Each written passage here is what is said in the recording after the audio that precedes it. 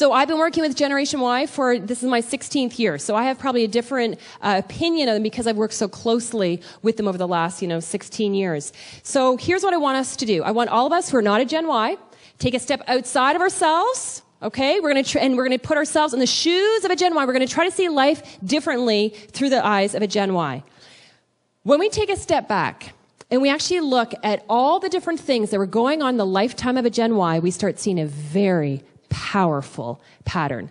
Let's take the family system to start off. So the family system. So the parents of most Gen Ys, not all of them, but most of them are boomers. Remember what I said. So boomers are very hardworking. They're hardworking at their work, but they're also applying that same hardworking to their kids.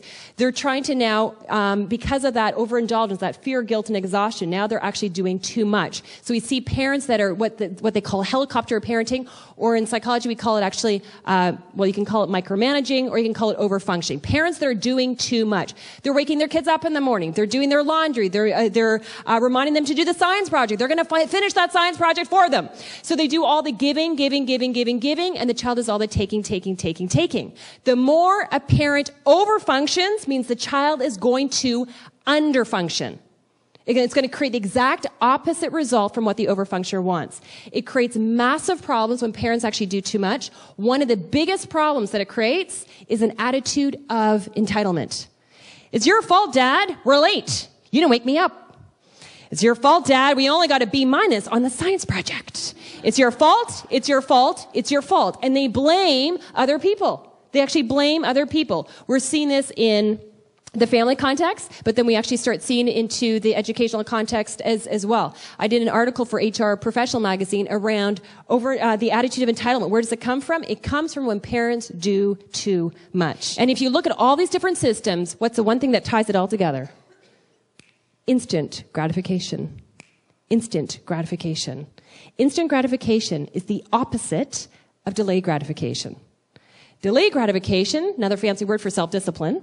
Self-discipline is one of the cornerstones of emotional intelligence, and research tells us that if we want to help our kids be successful in the 21st century, IQ is important, education is definitely important, but we really have to help develop emotional intelligence. That is the best predictor of how successful our kids are going to be, is what is their EQ. And there's a lot of different things that I actually look at when we actually look at EQ, but two of the most important things is confidence and self-discipline. You want to actually teach about the blind spots. Teach the blind spots. So here's the thing around this is why I feel in many ways I'm like the advocate for Gen Ys, because I feel like they've gotten a lot of bad PR. There's a lot of misunderstanding around this particular generation. There are skills that this generation were not taught. They cannot help that. You cannot, we can't hold them accountable for things that we did not teach them. However, when we actually start working with them, we can therefore teach it to them. And there's going to be certain things that as Generation X and Boomer traditionalists, certain things that we think are so obvious. Why can't they not know that? You got to be punctual. You got to make sure, the certain things that are to us that are so obvious, they're not so obvious to them. Think about the whole punctuality thing, because this comes up a lot in conversations. They have been born and raised in a school system that allowed them to be late. There's no penalty.